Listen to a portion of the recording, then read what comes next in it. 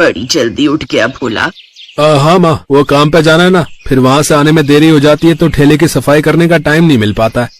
बस कर भोला, कितनी मेहनत करेगा रे तू। दिन भर मजदूरी करता है और फिर शाम को मोमोज बेचता है। अगर तू बीमार पड़ गया तो?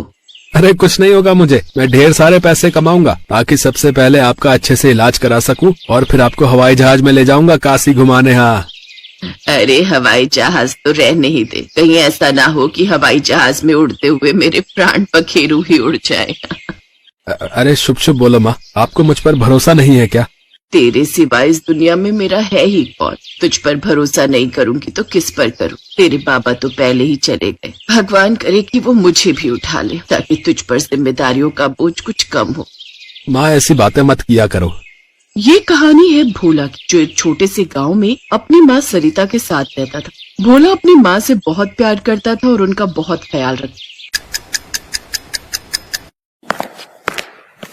माँ ठेला धो दिया मैंने, जाओ आप नहा लो, मैं झट से खाना बनाता हूँ। नहीं जा, तू नहा ले, मैं बनाती हूँ आज खाना। ना ना ना, डॉक्टर ने आपको काम करने से मना किया था ना।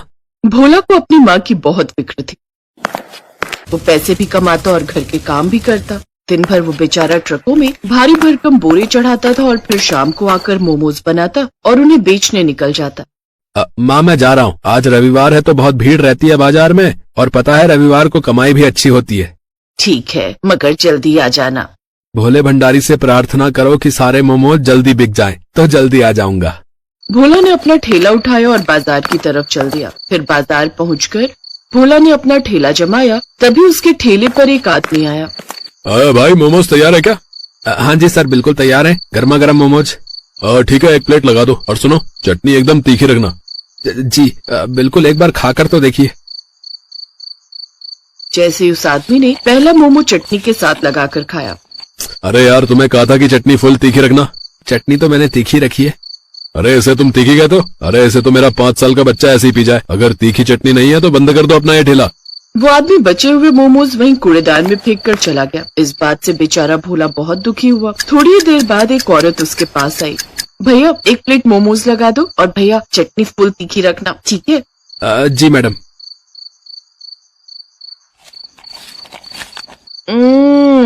भैया, मैंने कहा था आपसे कि चटनी फुल तीखी लगाना, और इससे बढ़िया तो मैं बर्फी खा लेती। पर मैडम ये तो काफी तीखी बनाई है मैंने। अरे ये क्या खाक तीखी बनाई आप? आपके मोमोज तो ठीक है, पर आपको चटनी बनानी नहीं आती। अरे आप चटनी तीखी बनाना सीखो पहले, बाद में लगाना ठेला। मैडम वो मेरे पैसे। किस बात के पैसे भाई? एक तो फीकी चटनी बना दी, ऊपर से पैसे मांग रहे हो। वो औरत भी भोला को सुनाकर चली गई। बहुत देर तक वो ग्राहकों का इंतजार करता रहा, पर कोई भी उसके ठेले पर नहीं आया। उधर घर पे लगता है आज भी भोला के मोमोज नहीं बिक रहे हैं, तभी तो वो अभी तक नहीं आया। हे भगवान, कितनी जिम्मेदारियां हैं मेरे भोला पर। मेरे इलाज के लिए पैसे कमाते कमाते मेरा भोला खुद सूख गया। हे शंभुनाथ, या तो मुझे उठा ले या फिर कोई चमत्कार कर दे, कोई चमत्कार कर दे भोले भंडारी। उधर बाजार में भोला अपने ठेले पर उदास बैठा था और मन ही मन सोच रहा था। ऐसे तो मुझे फायदा होने की बजाय नुकसान होता जाएगा। कमाई कुछ हो नहीं रही और फिर कल के लिए मैदा भी लेना है, सब्जियां भी लेनी है और माँ की दवाइयां भी खत्म होने को आ गई। क्या करूं अब मैं? भोला ये सब सोच ही रहा था कि तभी उसके ठेले पर एक बहुत ही सुंदर सी लड़की आई। हालांकि उसके कपड़े बहुत पुराने और मैले से थे। सुनिए, मुझे बहुत भूख लगी है, सुबह से मैंने कुछ नहीं खाया, मुझे थोड़े से मोमरिका दे दो ना। है क्या? मोमरिका? देखिए यहाँ मोमरिका नहीं मिलते हैं। झूठ बोल रहे हैं आप, ये रखे तो है इतने सारे। अरे ये तो मोमोज है। अच्छा, आपके यहाँ इसे मोमोज कहते हैं, पर जहाँ से मैं आई हूँ इसे मोमरिका कहते हैं। अच्छा, खैर बताओ कितनी प्लेट चाहिए? खाने हैं कि पैक कर दूं? नहीं, बस एक प्लेट, यही खाऊंगी। और सुनिए, मेरे पास पैसे नहीं है। कोई बात नहीं, वैसे भी मुझे ये फेंकने पड़ेंगे, कोई आ ही नहीं रहा। आज आपको जितने खाने हैं खा लो, वैसे भी मैं कल से मोमोज बेचूंगा ही नहीं। काशवी ने मोमोज की प्लेट हाथ में ले ली और जैसे ही उसने पहला मोमोज लाल चटनी के साथ लगाकर खाया। क्या हुआ? चटनी तीखी नहीं है ना? पता है मुझे, सब यही सुनाकर गए हैं मुझे। अरे पूरी तीखी कर रखी है मैंने, पर लोगों को तो चटनी में आग चाहिए, आग। मेरी तो समझ में नहीं आता कि बाकी दुकानदार अपनी चटनी में तेजाब डालते हैं क्या? मुझे आप वो मारीची दिखाएंगे जो आप चटनी में डालते हैं? क्या मारीची? ये क्या होता है? होता नहीं, होती है वो हरी हरी जो सूख कर लाल हो जाती है। अरे जो चटनी में पड़ती है। पता नहीं कहाँ से आई हो तुम मोमोज को मोमरिका कहती हो और मिर्च को मारीची कहती हो। खैर, और खाओगी? हाँ, चटनी इतनी भी बुरी नहीं है, एक प्लेट और दे दो ना। काशवी भूखी थी, इसी वजह से वो देखते ही देखते 3-4 प्लेटें मोमोज खा गई। फिर काफी देर बाद, तुम्हें जाना नहीं? अरे अपने घर जाओ। मेरा कोई घर नहीं है, मुझे मेरा घर छोड़ना पड़ा। यहाँ मेरा कोई घर नहीं है। मैं कुछ समझा नहीं। दरअसल तू जा मेरी बच्ची, हम सब मिलकर भी तुझे बचा नहीं पाएंगे। और माँ, अगर मैं एक बार परिलोक से बाहर चली गई तो मैं कभी वापस नहीं आ पाऊंगी।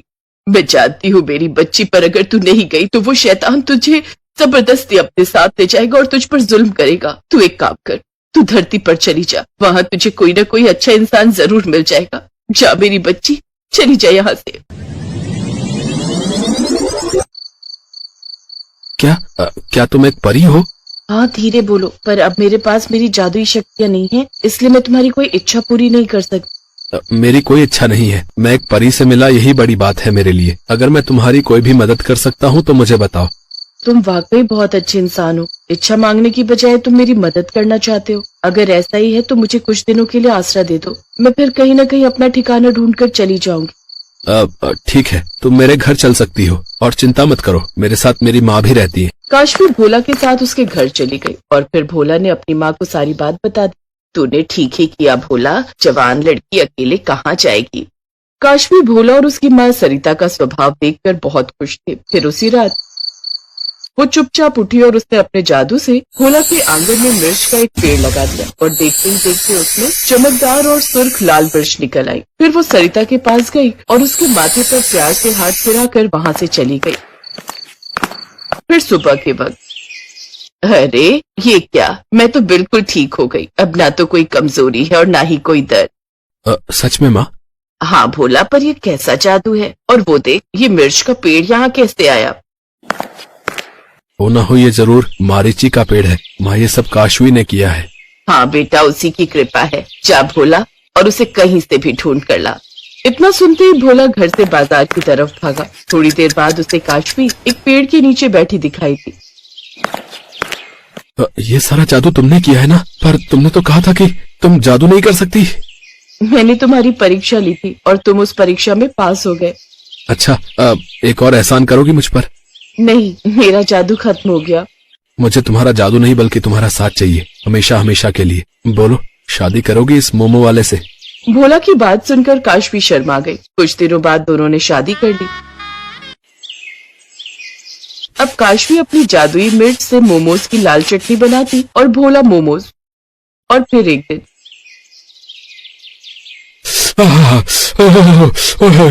अरे भाई, मजा आ गया भाई। क्या तीखी लाल चटनी है। वाह वाह वाह। हाँ भैया, सही कह रहे हो, इससे तीखी चटनी तो मैंने आज तक नहीं खाई। भैया एक काम करो, 3 प्लेट पैक भी कर दो। काशवी की मारीची से बनी लाल चटनी की वजह से भोला की दुकान चल पड़ी थी